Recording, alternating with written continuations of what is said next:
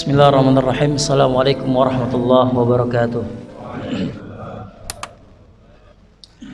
Alhamdulillah wassalatu wassalamu ala Rasulillah wala haula wala quwwata illa billah. Amma ba'du. Yang pertama-tama kita hormati Bapak DKM, Bapak-bapak, ibu-ibu yang dimuliakan Allah Subhanahu wa taala. Semoga kita semua dalam keadaan sehat walafiat dan dilindungi oleh Allah Subhanahu wa taala dari segala mara bahaya. Amin ya rabbal alamin. Kembali kita bersyukur kepada Allah dengan ucapan alhamdulillah. Salawat dan salam kepada baginda Muhammad sallallahu alaihi wasallam dengan ucapan Allahumma shalli ala Muhammad wa ala ali Muhammad. Assalamualaikum ya Rasulullah, assalamualaikum ya Habibullah. Bapak Ibu yang dimuliakan oleh Allah, pada kesempatan kali ini kita akan sama-sama belajar mengenai satu kitab yang dikarang oleh imam besar dikenal dengan Hujjatul Islam. Hujjatul Islam itu dia sebagai hujjah, sebagai, kalau bahasa kitanya adalah sebagai dinding, sebagai tempat curhat kaum muslimin lah. Dia sebagai hujjah kaum muslimin, para ulama, dan imamnya adalah beliau yang dikenal dengan Imam Al-Ghazali.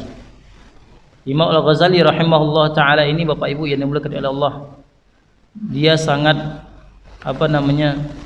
sangat menghabiskan waktunya untuk agama Allah Subhanahu wa taala. Dan nama aslinya itu adalah Muhammad bin Ahmad At-Tusi. At-Tusi yang dikenal dengan Imam Al-Ghazali. Imam bukan Imam Al-Ghazali, tapi Imam Al-Ghazali. Double Z, Al-Ghazali. Nama aslinya biasa dipanggil oleh orang-orang adalah Abul Hamid. Abul Hamid, beliau punya anak namanya Hamid. Nama bapaknya adalah Muhammad, dipanggil dengan Abu Hamid. Dan nama sebenarnya adalah Muhammad, ya, Muhammad bin Ahmad At-Tusi. Jadi orang Arab di saat itu, Pak, boleh memang bukan orang Arab, tapi orang Iran. Ya, At-Tusi itu negara Iran. Biasanya orang-orang Arab di kalangan itu sampai sekarang masih dikenal dengan bapaknya nama Muhammad, anaknya nama Muhammad, kakeknya nama Muhammad. Itu biasa, Pak. Kalau kita berbeda, Pak, ya. Nama anaknya Rijal, nama bapaknya Udin, nama kakeknya Ucok gitu ya. Nah, gitu, Pak. Kalau orang dulu bukan begitu, ya. Namanya anaknya sama, bapaknya sama, kakeknya juga sama. Beliau lahir di Iran, ya, di Iran, ya, dikenal dengan negara daerahnya At-Tusi. Nah, Imam Al-Ghazali ini banyak punya kitab, Pak. Ya, banyak punya kitab. Salah satunya adalah Ihya Ulumuddin yang dikaji oleh guru kita juga di sini, ya, Mukhtasar Ihya Ulumuddin. Ya, buku aslinya itu ada sekitar 7 jilid. Ya, Ihya Ulumuddin itu, tapi diringkas menjadi 1 jilid. Nah, Imam Al-Ghazali ini, Bapak Ibu yang dimuliakan oleh Allah, beliau ini lahir dalam keadaan piatu dan beliau besar dalam keadaan yatim karena usianya yang belum balik sudah ditinggalkan oleh bapaknya, ya, ditinggalkan oleh bapaknya. Beliau ini punya saudara yang namanya adalah Ahmad. Jadi beliau punya 2 saudara, Pak. 2 bersaudara. Yang pertama Imam Al-Ghazali, yang kedua saudaranya namanya Ahmad. Ahmad ini beliau jago untuk berceramah. Retorika dakwahnya luar biasa. Dikenal dengan pemberi nasihat yang amat sangat luar biasa, menggugah hati. Tetapi yang intelektual banget, yang ilmunya luar biasa itu adalah Imam Al-Ghazali. Beliau besar dan tumbuh berkembang menjadi pakar segala bidang, Imam Al-Ghazali ini. Tetapi di kalangan kaum sebelah, mohon maaf, kalangan kaum sebelah, ya, saya tidak sebut namanya kalangan sebelah apa, yang selalu membid'ah-bid'ahkan, mengkafirkan Imam Al-Ghazali rahimahullah ta'ala. Imam Al-Ghazali ini ahli bahasa, Pak, ahli sastra Arab. Kalau kita baca buku mustasfanya itu, kalau nggak mengaji susah, Pak. Kalau nggak sama guru susah. Memahaminya katanya apa sih begitu. saking dalamnya sastra Arab yang beliau miliki. Dan Imam Ghazali ini punya kitab ya Mustashfa. Mustashfa ini adalah kitab usul fikih yang dikarang oleh Imam Al-Ghazali. Dan Mustashfa ini dipelajari oleh kalangan magister S2 di Al-Azhar Mesir, Pak. S1 nggak dipakai karena saking tingginya bahasa yang dikemukakan oleh Imam Al-Ghazali rahimahullah ta'ala. Baik, kitab yang dikarang oleh beliau itu sangat banyak sekali ya, ada puluhan, Pak, 34, 35, hampir 40 kitab kurang lebih yang saya ketahui. Salah satunya yang akan kita bacakan pada pagi hari ini adalah kitab Bidayatul Hidayah. Kitab Bidayatul Hidayah ini adalah bidayah awal, ibtida, awal al-hidayah dapat petunjuk. Artinya apa? Tata cara mendapatkan petunjuk atau hidayah dari Allah, ini kitabnya. Nah, kurang lebih begitu Imam Al-Ghazali.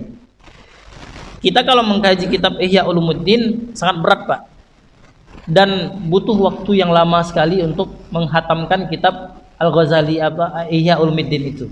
Tetapi Imam Al-Ghazali rahimahullahu taala beliau ini membuat ringkasan kitab, bukan ringkasan kitab, tapi membuat kitab yang amat sangat tipis sekali dan sebagai pegangan kaum muslimin, namanya adalah Bidayatul Hidayah. Kalau Anda ingin mendapatkan hidayah oleh Allah, baca kitab ini. Kurang lebih begitu, Pak. Ya. Baik, sedikit perkenalan diri, Pak ya. Imam Al-Ghazali sudah kita kenalkan sedikit. Alangkah baiknya kita memperkenalkan diri juga, Pak ya. Nama saya adalah Ilham Wahyudi. Saya tinggal di Ciputat Timur di Logoso. Saat ini saya lagi menempuh S3 di UIN Pekanbaru. Baru masuk, Pak, baru daftar. Dan keseharian saya termasuk orang praktisi ruqyah, Pak. Termasuk praktisi ruqyah, dan saat ini lagi membangun pesantren tahfizul Quran, Baitul Aitam namanya, Pak. Ya, rumah anak-anak yatim penghafal Al-Quran dan mempelajari bahasa Arab ya di Pekanbaru, dan tidak jauh dari rumahnya Ustadz Abdul Somad. Pesantren Abdul Somad UAS gitu ya. Tidak jauh dari pesantren yang lagi kita bangun. Nama pesantrennya adalah Izzatul Islam. Ya, Izzatul Islam. Baik, Bapak Ibu yang dimuliakan Allah Subhanahu wa taala, insyaallah nanti pertemuan ke depan kita akan menampilkan PPT-nya, karena memang pertemuan perdana ini cuma muqaddimah yang disampaikan oleh Imam Al-Ghazali, dan ini kita ringkas sedemikian rupa, Pak. Apa kata beliau? Bismillahirrahmanirrahim.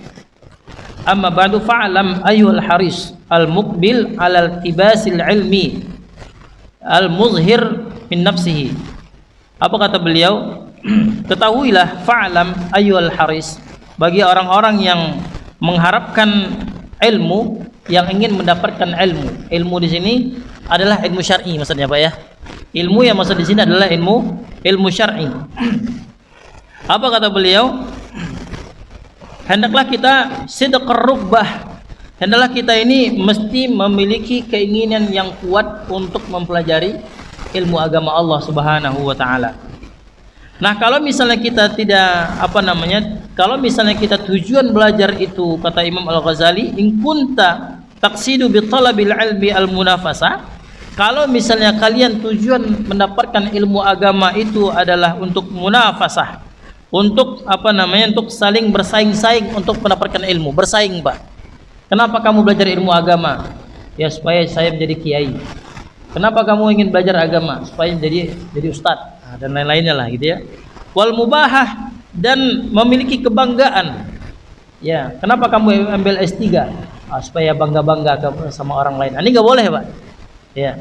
Wal mubahah, dan dia memiliki kebanggaan. Kemudian wa taqaddum 'alal aqran, dan dia ingin mengalahkan teman-temannya, ingin merasa unggul dari teman-teman yang lain.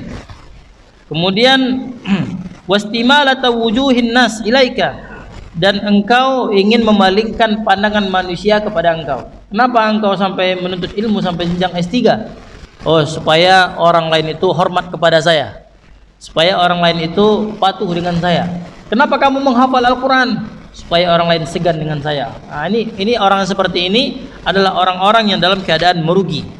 Ya, orang-orang yang dalam keadaan merugi, kata Imam Al-Ghazali rahimahullah ta'ala. Apa kata beliau? Kalau itu yang anda kerjakan, kata Imam Al-Ghazali rahimahullah ta'ala, itu samanya wajam'a hutamid dunya. Sama saja anda ini ya berusaha untuk menghancurkan, atau sama saja bagi anda untuk mengejar-ngejar dunia.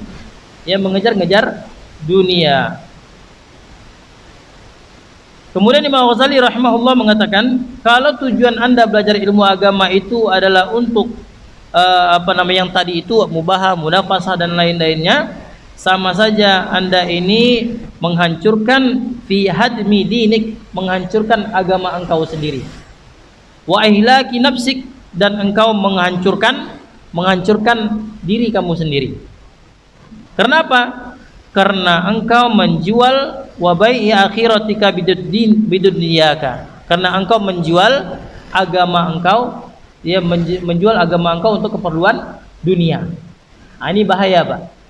Belajar agama untuk mencari keperluan dunia. Kenapa sholat subuh? Wah, bos saya ada di masjid. Nah, kenapa sholat subuh? Orang sholat subuh di masjid setiap Ahad pagi dapat sarapan pagi. Misalnya begitu. Maka orang yang seperti ini, ya, orang-orang yang tidak diberkahi ilmunya oleh Allah Subhanahu wa taala. Baik. Kemudian wa in kanat niyyatuka wa qasduka bainaka wa bainallahi ta'ala min talabil ilmi al-hidayah duna mujarradir riwayah fa abshir fa innal malaikata tabsutu laka ajnihataha. Kata Imam Al-Ghazali rahimahullah ta'ala, jika tujuanmu, niatmu belajar ilmu agama Allah Subhanahu wa taala, menuntut ilmu syar'i, fikih salat, fikih sirah, fikih ibadah, fikih muamalah dan lain-lainnya, niatnya adalah untuk Allah Subhanahu wa taala, apa kata beliau? Fa abshir, maka kabar gembira untuk kalian. Kenapa demikian? Fa innal malaikata, maka sesungguhnya para malaikat itu tabsutu laka ajnihataha, membentangkan sayapnya untuk engkau. Kenapa? Karena menuntut ilmu agama Allah Subhanahu wa taala. Maka pada pagi hari ini Bapak Ibu yang dimuliakan oleh Allah, kita terkumpul beberapa pahala untuk kita. Yang pertama, kita telah melaksanakan qiyamul lail tadi malam. Kita melangkahkan kaki ke masjid, satu langkah kaki itu dihapus segala kesalahan-kesalahan kita, kemudian diangkat derajat kita. Kemudian kita sholat sunat fajar. Ya, kata Rasulullah sallallahu alaihi wasallam, siapa yang melaksanakan sholat fajar 2 rakaat, khairum minad dunya wa ma fiha, maka itu lebih baik daripada dunia dan seisinya. Kemudian sholat subuh berjamaah ke masjid. Sholat subuh ini lebih besar pahalanya dibandingkan sholat sunat fajar ini. Kata Rasulullah sallallahu alaihi wasallam, man qamal subha, barang siapa yang melaksanakan sholat subuh fi jama'atin, dalam keadaan berjamaah, ka'annama qamal lail kullahu, maka seolah-olah dia telah melaksanakan sholat qiyamul lail sepanjang malam. Ini salah satu keutamaan sholat subuh berjamaah. Dan orang-orang munafik paling berat mengerjakan sholat subuh secara berjamaah. Maka kalau misalnya kita ingin melihat diri kita, bukan di orang lain yang kita lihat. Kalau kita ingin melihat diri kita apakah digolongkan menjadi orang munafik, lihat pada sholat subuhnya. Apakah sholat subuhnya itu di masjid atau di rumahnya? Apalagi bangunnya jam 8 pagi, Pak. Di mana sholat subuhnya? Dalam mimpi. Nah, ini orang seperti ini adalah orang ciri-ciri ada kemunafikan dalam hatinya. Kemudian bukan hanya itu saja Bapak Ibu yang dimuliakan oleh Allah, kita melanjutkan muzakarah ilmi, kita melanjutkan membacakan 1-2 hadis. Apa ganjaran dari Rasulullah sallallahu alaihi wasallam? Man kharaja fi talabil ilmi fahuwa fi sabilillah hatta yarji'a. Siapa saja di antara kalian yang keluar dari rumah kalian menuntut ilmu agama Allah Subhanahu wa taala, maka dia jihad di jalan Allah Subhanahu wa taala hatta yarji'a, sampai dia balik ke rumah. Sampai dia pulang ke rumahnya masing-masing. Makanya orang yang belajar ilmu agama Allah, maka dia jihad di jalan Allah. Mati di saat dia menuntut ilmu, maka mati dalam keadaan jihad di jalan Allah Subhanahu wa taala. Apakah jenazahnya dimandikan juga? Mandikanlah, Bu. dimandikan jenazahnya. Yang tidak dimandikan itu adalah orang yang mati dalam keadaan berperang. Nah, itu enggak dimandikan. Tapi kalau misalnya mati dalam keadaan menuntut ilmu, maka tetap dimandikan, dikafankan, dan dikebumikan. Nah, teman-teman di Al-Azhar banyak yang meninggal dunia ketika menuntut ilmu, Pak.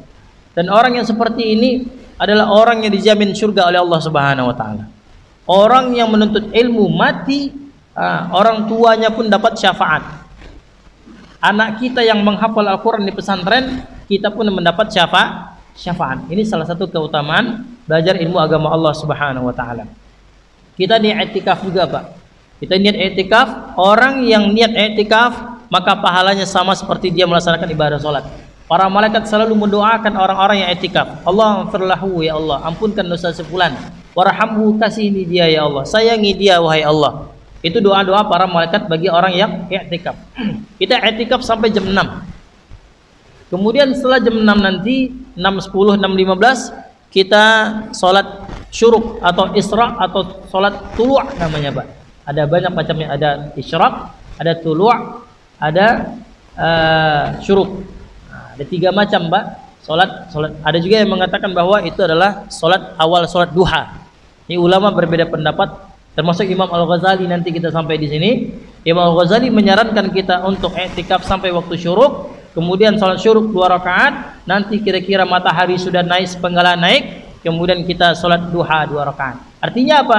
Imam Al-Ghazali membedakan antara salat syuruk dan salat duha. Nah, baik. Kita mendapatkan pahala yang dijanjikan oleh Rasulullah SAW, mendapatkan pahala haji dan umrah. Banyak terkumpul pahala yang kita dapatkan pada pagi hari ini. Namun ini adalah tingkatan bagi orang-orang yang awam, Pak. Orang-orang yang menginginkan pahala di sisi Allah Subhanahu wa taala, ini tingkatan orang awam, kata Imam Al-Ghazali.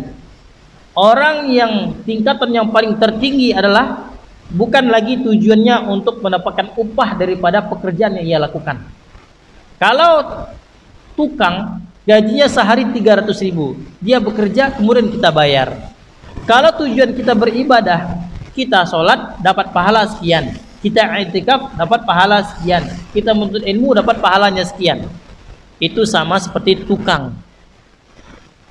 Tetapi kalau tujuan kita menuntut ilmu, ibadah kepada Allah untuk menggapai ridhonya Allah, itulah derajat yang paling tinggi di sisi Allah Subhanahu wa taala, menggapai ridhonya Allah Azza wa Jalla. Ini kajiannya lebih tinggi lagi, Pak, yang disampaikan oleh Imam Al-Ghazali rahimahullah taala. Nanti ada sampai bab ridha. Ya, bab ridha terhadap amalan yang kita lakukan. Kemudian kata Imam Al-Ghazali rahimahullah taala, "Idza masyaita, apabila engkau berjalan, wa idza masyaita, apabila engkau berjalan, wahital bahri, dan ikan-ikan yang ada di laut, ya, tastaghfiru laka idza sa'aita, dia akan meminta ampun kepada engkau apabila engkau berusaha mencari ilmu pengetahuan." Jadi kita di sana ini, Pak, ikan-ikan yang ada di lautan itu meminta ampun kepada Allah bagi orang-orang yang menuntut ilmu. Subhanallah, Pak. Ya. Maka kata beliau, walakin, akan tetapi, yanbaghi laka, siokianya bagi engkau itu, anta'lam, hendaklah engkau mengetahui, qabla kulli syai', yang mengetahui sebelum engkau memasuki segala sesuatu. Kenapa? Annal hidayata, bahwasanya hidayah. Ini lagi kita masuk, Imam Ghazali menggunakan prolognya sebelum masuk kepada kitab Al-Hidayah, Pak. Annal hidayata, bahwasanya hidayah, petunjuk itu, allati, adalah ia, tamratul ilmi, dia adalah buah daripada ilmu. Makanya hidayah itu perlu dicari. Orang yang belajar ilmu agama insyaallah dapat hidayah.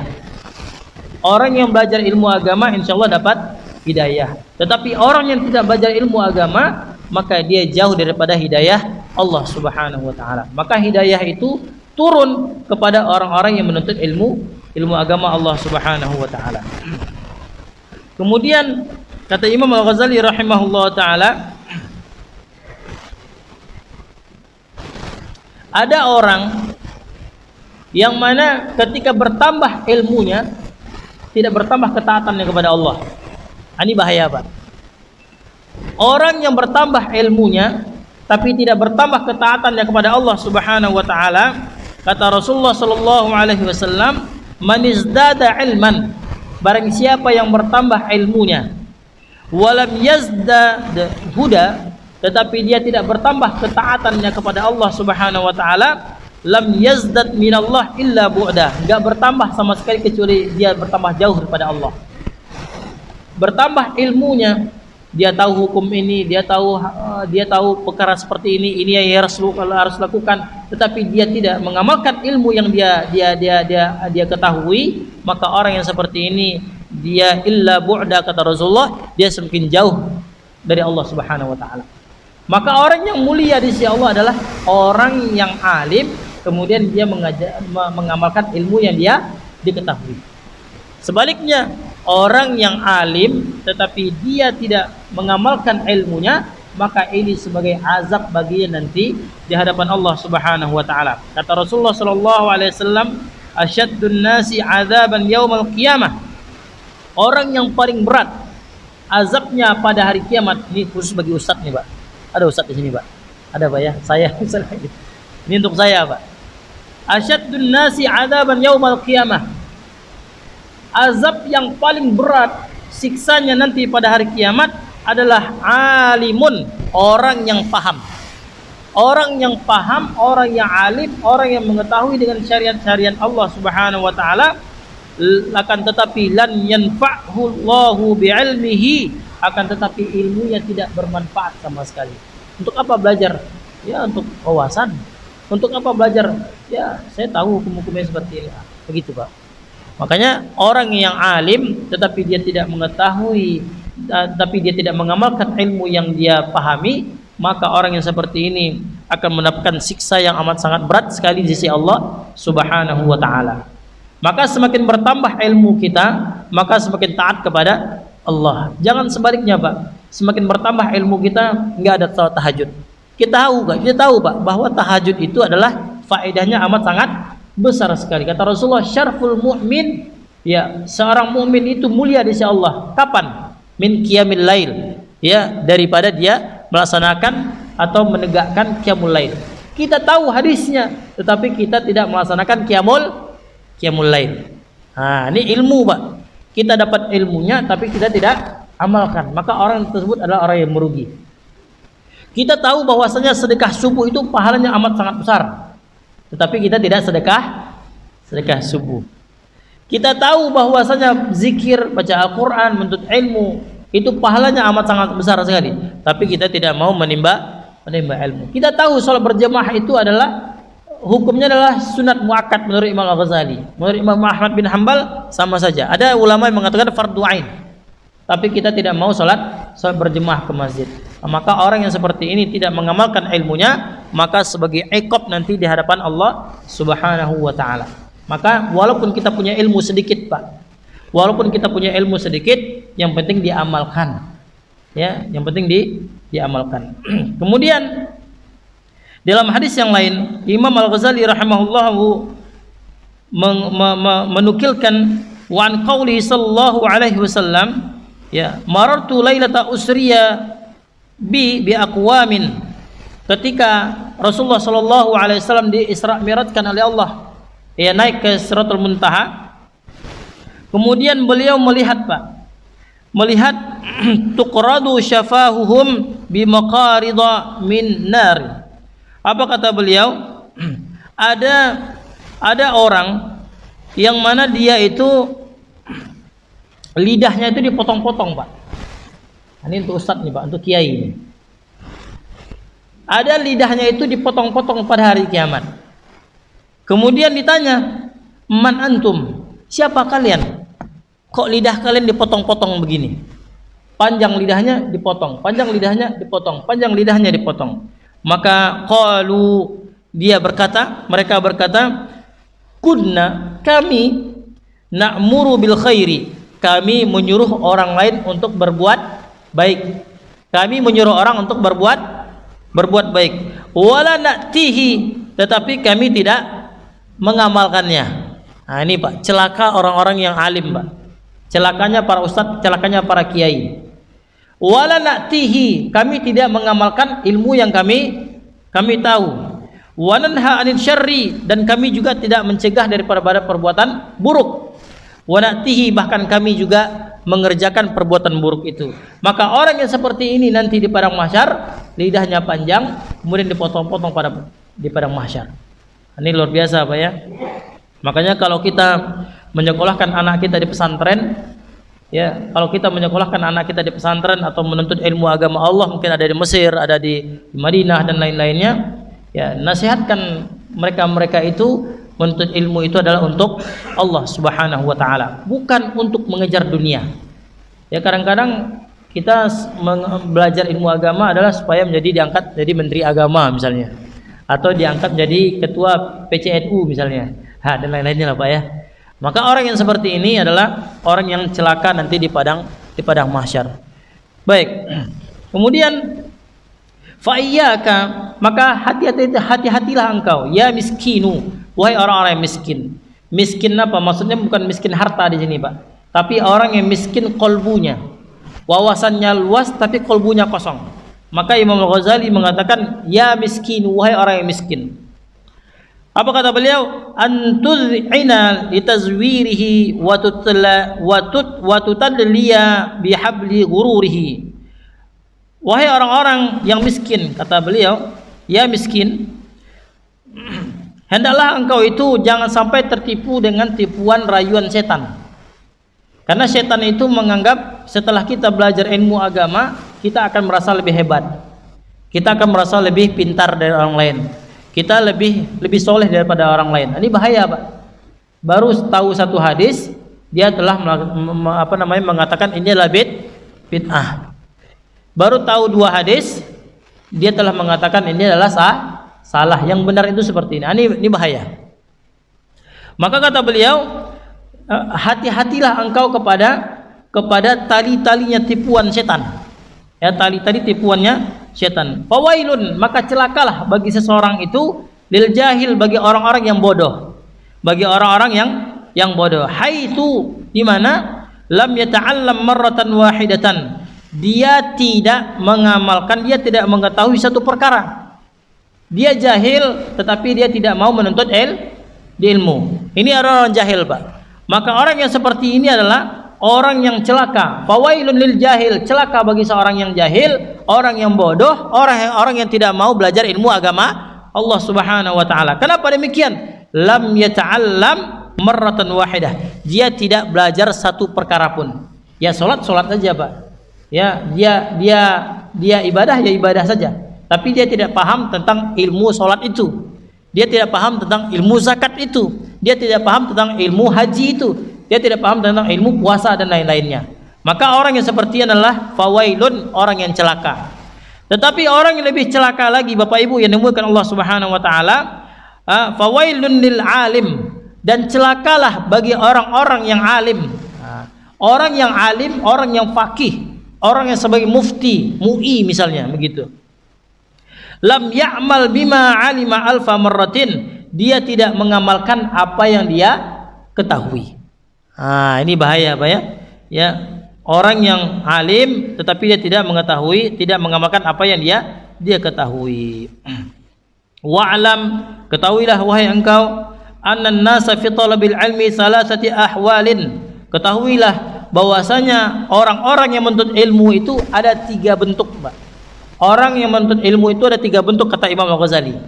Apa kata beliau? Yang pertama adalah rajulun, seseorang, thalabul ilmi, orang-orang yang menuntut ilmu agama Allah Subhanahu wa taala, liyattakhidahu zadahu ilal ma'adi, dia mempersiapkan bekalnya untuk berpulangnya nanti.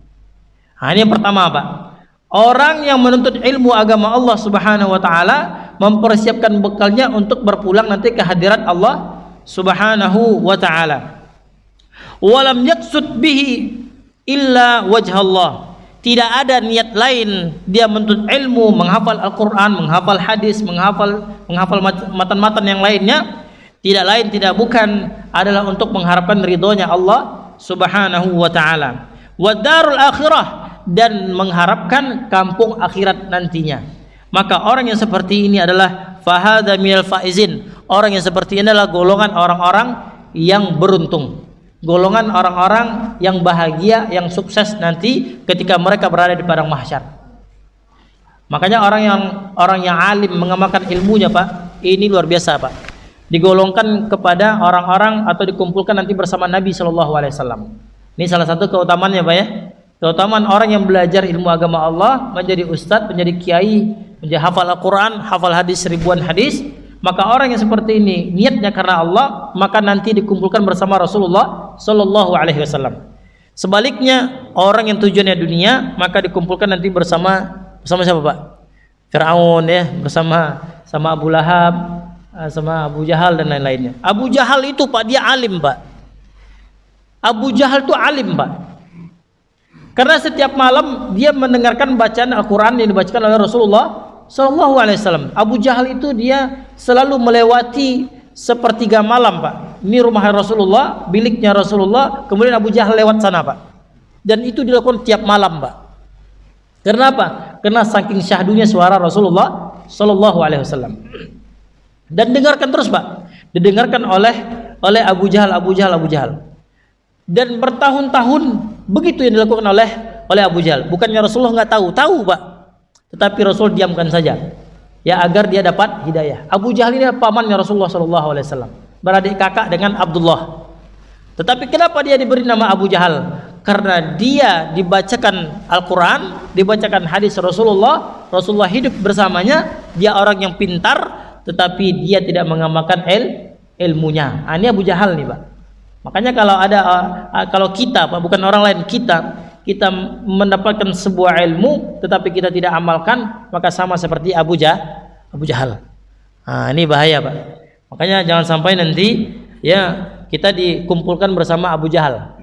Ya, dia paham ilmunya tetapi tidak mengamalkan. Makanya derajat orang-orang yang paham dan orang mengamalkan ilmunya bersama Rasulullah Sallallahu Alaihi Wasallam. Semoga kita termasuk di dalamnya, Pak ya. Baik. Yang kedua, rajulun talabahu, seorang laki-laki atau seseorang dia menimba ilmu pengetahuan, liyasta'ina bihi al hayatihi al ajilah, ingin tujuannya itu adalah untuk ilmunya itu agar menolongnya untuk memenuhi kehidupannya, ya, memenuhi kehidupannya. Kenapa kamu ambil S2? Jadi dosen, ya. Kenapa kamu ambil S3? Oh, supaya jadi dosen. Ini bahaya nih. Wa yanala bihi izzah, dan tujuannya menuntut ilmu itu adalah untuk izzah. Izzah itu kemuliaan. Ya, kemuliaan bukan di hadapan Allah tetapi di hadapan manusia. Maka orang yang seperti ini bukan hanya izzah saja, Pak. Wal jah, ingin mencari pangkat, jabatan. Wal mal, harta, mencari harta. Kenapa jadi kiai? Supaya kondang banyak duit, banyak amplopnya. Ini bahaya, Pak. Menjadi kiai, banyak jadwal ceramah. Ini tujuannya bukan untuk Allah tetapi untuk mengumpulkan amplop. Ini bahaya. Wa huwa alimun, dan dia adalah orang yang alim, orang yang alim. Maka orang yang seperti ini, kata Imam Al-Ghazali, lidzalika mustasy'irun fi qalbihi rikakata halihi, dan dia ini tahu bahwasanya hatinya lagi rusak. Ini, Pak. Dia tahu bahwasanya hatinya lagi rusak nih, lagi kacau nih hatinya. Dia belajar bukan untuk Allah Subhanahu wa taala. Maka orang yang seperti ini adalah al-mukhatirin, orang-orang yang orang-orang yang dikhawatirkan. Orang-orang yang dikhawatirkan dia terjerumus kepada su'ul khotimah, kata Imam Ghazali. Kalau dia mati menuntut ilmu bukan tujuan untuk Allah, mati di saat itu, maka dia masuk ke dalam nerakanya Allah Subhanahu wa taala. Akan tetapi kalau dia bertobat, wa in wufiqa litaubah, kalau dia diberikan taufik oleh Allah untuk bertaubat qabla hululil ajal, kemudian sebelum datangnya ajal kepadanya, wa adhafa ilal ilmi al amal, kemudian dia melipat, dia mengamalkan isi kandungan ilmu-ilmu yang dia ketahui itu, maka orang yang seperti ini termasuk orang-orang faizin, orang-orang yang beruntung juga. Tapi kan kita ajal nggak tahu, Pak. Kita kan ajal nggak tahu. Bisa pagi ini mati, bisa besok mati, bisa minggu depan mati. Kan kita nggak tahu, Pak. Ada yang orang yang ubannya sudah penuh di rambutnya belum mati-mati. Ada orang yang rambutnya masih hitam mati dia, Pak. Nah, ini bahaya. Kemudian yang ketiga, ini lebih parah lagi, Pak. Rajulun salithun, seseorang yang ketiga. Orang yang ketiga ini adalah istahwadha alaihi syaitan. Setan itu menguasainya. Syaitan menguasainya. Kenapa? Fattakhadha ilmahu dzari'atan ila takatsur bil mal. Karena dia menjadikan ilmunya itu sebagai sarana. Dzari'atan itu sarana. Dia menjadikan ilmunya sebagai sarana untuk apa? Untuk menjilat pemerintah. Nah, ini bahaya, Pak. Imam Malik ketika itu diminta oleh Harun ar-Rasyid ya menjadikan Al-Muwatta. Ini mulai heboh nih, Pak ya. Imam Malik ini sedikit ini, Pak. Imam Malik ketika diminta oleh oleh Harun ar-Rasyid di saat itu, ya, agar kitab fikihnya, hadisnya, fikih hadis namanya Al-Muwatta, agar menjadikan menjadi buku rujukan di saat itu. Ya, kemudian Imam Malik diangkat menjadi pemimpin. Tetapi Imam Malik enggak mau, Pak. Imam Malik tidak mau. Bahkan Imam Malik diminta oleh Harun ar-Rasyid untuk mengajar anaknya. Wahai Imam Malik, datang ke rumah saya privat Pak, untuk mengajar anaknya Harun ar-Rasyid, tetapi Imam Malik enggak mau. Padahal sudah diimang-imangin supaya dapat kedudukan yang tinggi oleh sang raja. Apa yang terjadi, Pak? Imam Malik enggak mau, Pak. Imam Malik enggak mau nanti dianggap sebagai penjilat pemerintah. Akhirnya apa yang terjadi, Pak? Imam Malik dicuri, kemudian dimasukkan ke dalam tahanan, Pak. Imam Malik dimasukkan ke dalam tahanan. Di zaman Imam Malik, ulama itu udah biasa dimasukkan ke dalam penjara, Pak. Jadi bukan Buya Hamka saja masuk penjara, Pak. Sekelas Imam Malik yang hafal ratusan ribu hadis itu sudah masuk ke dalam penjara. Imam Ahmad pun demikian, Pak. Imam Ahmad pun dia masuk ke dalam penjara. Ini kenapa, Pak? Karena tidak mau menjilat pemerintah. Nah, yang dikatakan Imam Al-Ghazali, memang Imam Al-Ghazali ini kasyaf, Pak. Kasyaf itu dia bisa melihat apa yang tidak bisa dilihat oleh orang awam. Dia bisa melihat seperti Rasulullah SAW. Kita bukan mengganggukan Imam Al-Ghazali bersama Rasulullah, enggak. Rasulullah punya kasyaf juga. Ya, bisa melihat masa depan. Imam Al-Ghazali pun demikian. Imam Al-Ghazali dibukakan kasyafnya oleh Allah, bisa melihat sesuatu yang tidak tampak oleh manusia yang biasa.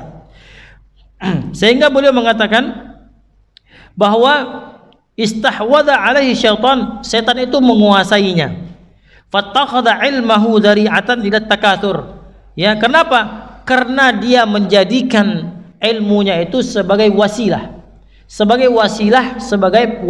untuk mengumpulkan takatsur, bermegah-megahan. Ya, alhaakumut takatsur, bermegah-megah telah melalaikan kalian. Nah, ini bil mal, dengan hartanya, bermegah-megahan dengan hartanya. Wat tafakhur bil jah, dan dia pun berbangga-bangga dengan pangkatnya. Wa ta'azzur bi kasratil ittiba' yadkhulu bi ilmihi kullama dakhalin raja'an. Apa kata beliau? Bermegah-megahan, kemudian dia mencari pangkat, kemudian dia belajar ilmu agama itu untuk agar orang banyak mengikutinya, banyak jemaah-jemaahnya. Maka orang yang seperti ini adalah dikategorikan ulama su', kata Imam Ghazali. Orang yang menjilat pemerintah itu adalah ulama su'. Ya, dia menuntut ilmu bahkan menjadi orang alim bukan untuk agamanya Allah, tetapi untuk pemerintah, bahkan karena dia ahli usul fikih. Dia ahli fikih, tetapi keahliannya itu di kotak-katik ya, Pak. Ini adalah hukum asalnya adalah haram, karena dia sebagai mufti, maka dia ini bagaimana cara menghalalkan sesuatu yang diharamkan oleh Allah Subhanahu wa taala. Ini bahaya, Pak. 2024 nanti, Pak. Ya. Ini bahaya, Pak ya. Nah, kita ikut ulama sajalah, Pak. Kita ikut ulama. Kalau ulama sudah memerintahkan seperti ini, kita ikut ulama. Ya. Kenapa? Ulama itu adalah sebagai hujjah kita.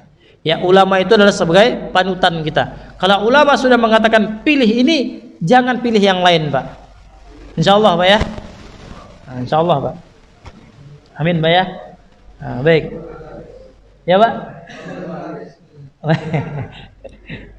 Terserah, Pak. Pokoknya ulama mengatakan ini, pilih. Jangan yang lain-lain, Pak. Ya, karena apa? Suara kita pun nanti dipertanggungjawabkan di sisi Allah Subhanahu wa taala.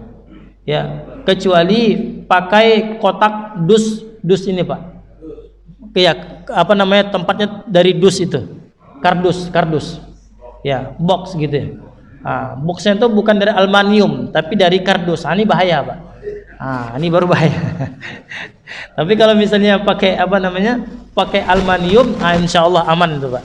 Ya, insya Allah nggak ada kecurangan. Tapi kalau misalnya pakai dus, insya Allah pasti ada kecurangan di dalam itu. Yang tadi yang menang menjadi kalah. Ya, terjadi lagi yang 2000 berapa, Pak?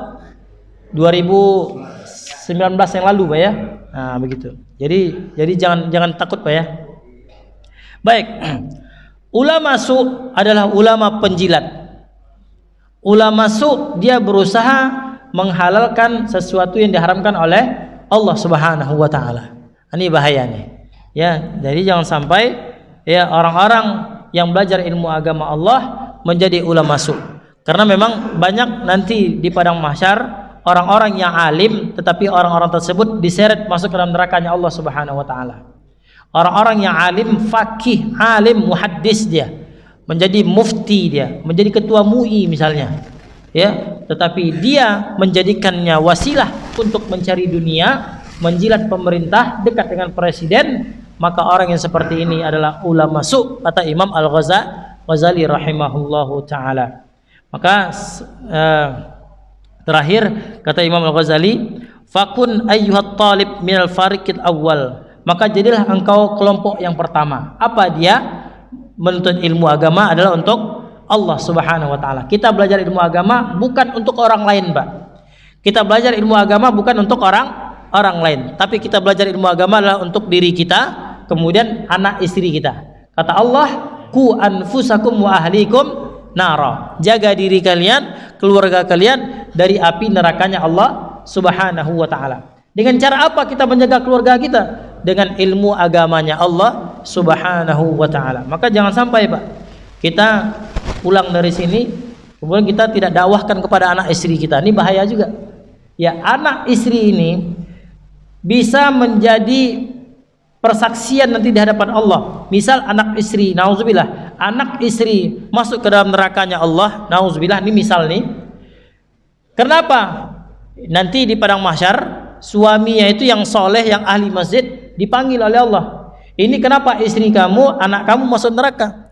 Karena mereka nggak pakai jilbab, nggak menutup aurat dengan sempurna, ya, sehingga dia tidak taat kepada Allah dan kenal dengan agamanya Allah Subhanahu wa taala. Dipanggil suaminya, mari ke sini wahai suami, apakah benar kehadiran oleh istrimu dan anak-anakmu? Benar wahai Allah, saya sibuk ibadah, saya zikir, baca Al-Quran, qiyamul lail, tetapi tidak mengajak istri saya untuk ke jalan Engkau wahai Allah. Maka apa terjadi, Pak? Maka anak dan istri ini ya dipindahkan posisinya. Tadinya anak istri ini posisinya mau masuk ke dalam nerakanya Allah, dipindahkan masuk ke dalam surganya Allah Subhanahu wa taala, sehingga suaminya pun dipindahkan masuk ke dalam nerakanya Allah Subhanahu wa taala. Maka hati-hati ini, Pak. Jika istri kita, anak-anak kita belum pakai jilbab, kita sudah ngaji, jangan sampai. Ya, jangan sampai.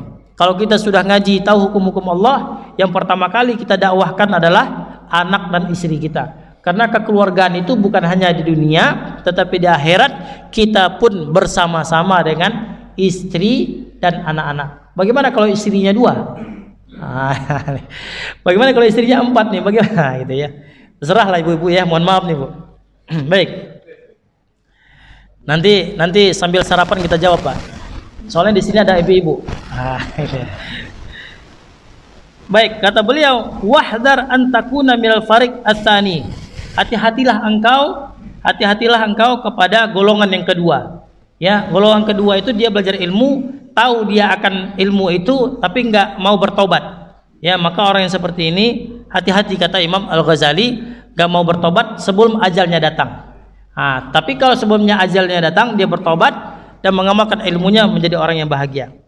Kemudian hati-hati juga engkau kepada fatahlaka halakan la yarja ma'ahu falahuka wala yantaziru salahuka. Hati-hati kepada golongan yang ketiga ini. Golongan yang ketiga ulama masuk tadi itu. Maka jangan sampai kita termasuk golongan orang-orang yang termasuk ulama masuk. Ya, ulama masuk. Terakhir, Pak. Terakhir, kitab Bidayatul Hidayah ini kata beliau, anna bidayata zahirut taqwa wa nihayataha batinatul taqwa. Apa kata beliau? Ketahuilah bahwasanya permulaan hidayah itu adalah takwa yang kelihatan. Ya, kitab bidayah yang kita baca ini adalah permulaan adalah ketakwaan yang tampak, yang kelihatan. Kita sholat ke masjid, ya, kita bayar zakat, kita puasa, itu kan tampak, Pak. Ini adalah awal daripada mendapatkan hidayah Allah Subhanahu wa taala. Kemudian hidayah bidayah al-hidayah. Bidayah adalah awalnya takwa dan hidayah akhirnya adalah takwa. Takwanya apa? Takwanya ada di qalbu, Pak. Makanya dalam buku ini dijelaskan bahwasanya orang yang sudah ngaji enggak merasa sombong dengan ilmunya. Orang yang sudah rajin ibadah enggak sombong dengan ibadahnya. Orang yang sudah rajin taat kepada Allah, qiyamul lail, enggak merasa hebat daripada orang lain. Maka Bidayatul Hidayah ini adalah kitab yang menerangkan kalau Anda ingin mencapai ketakwaan zahir maupun batin, baca kitab ini. Makanya saya usulkan sama Pak Haji Endang untuk membaca kitab Bidayatul Hidayah ini, dan syarahnya amat sangat banyak sekali. Nanti insyaallah kita akan sampaikan melalui PPT, ya, kita akan rangkum beberapa kitab nanti, kita saripatikan nanti, itu yang kita sampaikan. Mudah-mudahan menjadi ilmu yang bermanfaat untuk saya dan kita semua, dan menjadi bekal nanti ketika kita berpulang ke hadirat Allah Subhanahu wa taala. Wallahu muwaffiq ala aqwamit thoriq. Wassalamualaikum warahmatullahi wabarakatuh. Mungkin ada tambahan pertanyaan atau tambahan, silakan Bapak. Habis Pak ya? Silakan Pak.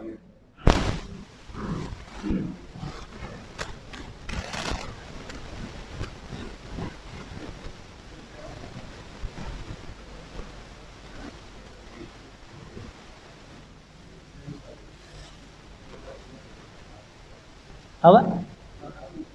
4 Abu. Oh ya.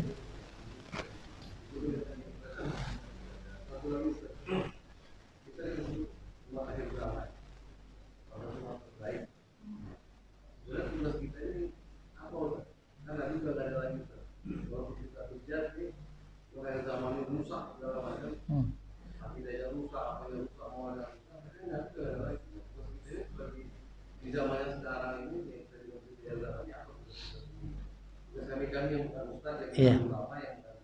Iya. Iya. Terima kasih Pak. Abu Sufyan, Abu Lahab, Abu Jahal, benar Abu apa lagi Pak? Abu Janda. Abu Janda. Ya, saya tahu 3 ini Pak ya. Wallahu alam lah, misalnya ada tambahan Pak. Nah, tugas kita apa di akhir zaman? Masjid Jabal Rahmah ini Pak. Ini ustadznya bukan ustadz kaleng-kaleng Pak. Ya, bukan ustadz yang kroco-kroco, bukan. Rata-rata semuanya alumni Al-Azhar. Ya, Buya Azmi, Buya Roni, dan ustadz-ustadz yang lain. Ikuti mereka Pak. Mereka itu sebagai alim itu Pak. Ulama beliau itu. Ya, seperti Bang Azmi itu atau Buya Azmi itu, saya panggil abang sama beliau. Karena satu kampung dengan saya Pak. Sama Buya Roni, Dr. Roni itu abang saya juga, satu kampung dengan saya. Beliau seperti Buya Roni itu pakar sejarah, dan dia sudah banyak membaca kitab-kitab para ulama, alumni Al-Azhar Mesir, belajar kepada ulama-ulama yang sangat berkompeten di Mesir. Sama dengan Buya Azmi juga demikian. S1-nya Mesir, S2, S3-nya di Sudan. Ini ahli fikih muamalah. Jadi Buya Azmi itu ahli fikih muamalah karena beliau dosen pasca sarjana S2 dan S3 di PT IKI.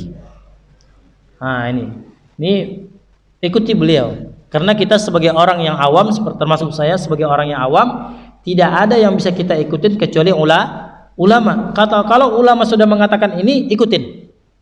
Kalau ulama sudah mengatakan ini dilarang, jangan diikutin. Ya, jangan dilakukan. Kalau ulama sudah mengatakan inilah jalan yang kebenaran, inilah menurut pendapat ulama ini, sudah ikutin sajalah. Ya, kadang-kadang kita orang yang awam ini agak ngeyel, Pak. Mana hadisnya? Mana dalilnya? Nah, ini orang awam tak sepantasnya begini, Pak. Ya, orang awam seperti kita ini adalah orang awam, enggak sepantasnya menanyakan dalilnya, Al-Qur'annya apa, hadisnya apa. Kenapa? Kalam ulama itu sudah menjadi dalil. Ya, ini sepakat ulama, Pak. Kata Imam Suyuti, kata Ibnu Hajar Asqalani dan yang lainnya. Karena ulama itu dia sudah mengambil sebuah hukum-hukum daripada Al-Qur'an maupun hadis, lahirlah ini. Namanya fikih namanya, Pak. Ya, fikih namanya. Al-Qur'an mengatakan, apa kata Al-Qur'an misalnya? Tentang masalah quru misalnya. Wal mutallaqatu yatarabbasna bi anfusihinna salasata quru.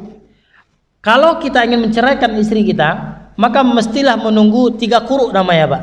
Ini ulama berbeda pendapat. Qurunya ini adalah masa haid atau masa iddah. Ini ulama berbeda pendapat nih. Nah, apa kata Imam Syafi'i? Oh begini. Kata Imam Ahmad bin Hanbal begini. Mana yang kita ikutin? Terserah milih yang mana. Tapi karena kita di Indonesia mazhabnya Syafi'i atau Syafi'iyah, ya udah ikut mazhab Syafi'iyah sajalah. Ya. Jangan sampai seperti yang viral kemarin, Pak. Ya, membaca takbir di masjid bid'ah katanya. Ah, ini gimana nih, Pak? Membaca takbir di masjid adalah bid'ah. Membaca Al-Fatihah di masjid adalah bid'ah. Ini berarti dia tidak paham tentang usul fikih. Makanya kalau bapak-bapak, ibu-ibu ingin mendalami, ingin menjadi ustadz lah begitu ya, undang Ustadz Azmi ke sini ngaji usul fikih namanya, Pak. Ini luar biasa karena beliau juga ngajar usul fikih di PTIQ. Begitu, Pak ya. Wallahu a'lam. Yang lain, Pak? Cukup, Pak ya. Semoga apa yang kita bahas pada hari ini diberikan ilmu yang manfaat untuk kita semua. Dan mungkin ada yang sakit, semoga Allah sembuhkan penyakitnya. Anak-anak kita semua menjadi anak-anak yang saleh, yang salehah, taat kepada Allah Subhanahu wa taala, dan semoga kita semua diberikan anugerah ilmu yang bermanfaat, ilmu yang bisa mengantarkan kita kepada Allah Subhanahu wa taala. Al-Fatihah. A'udzu minasyaitonir rajim. Bismillahirrahmanirrahim. Alhamdulillahirabbil alamin arrahmanir rahim maliki yaumiddin. Iyyaka na'budu wa iyyaka nasta'in. Mustaqim shiratal ladzina an'amta 'alaihim wal maghdubi 'alaihim waladdallin. Amin. Kita tutup dengan doa kafaratul majelis. Subhanakallahumma wa bihamdika asyhadu an la ilaha illa anta astaghfiruka wa atubu ilaik. Wassalamualaikum warahmatullahi wabarakatuh.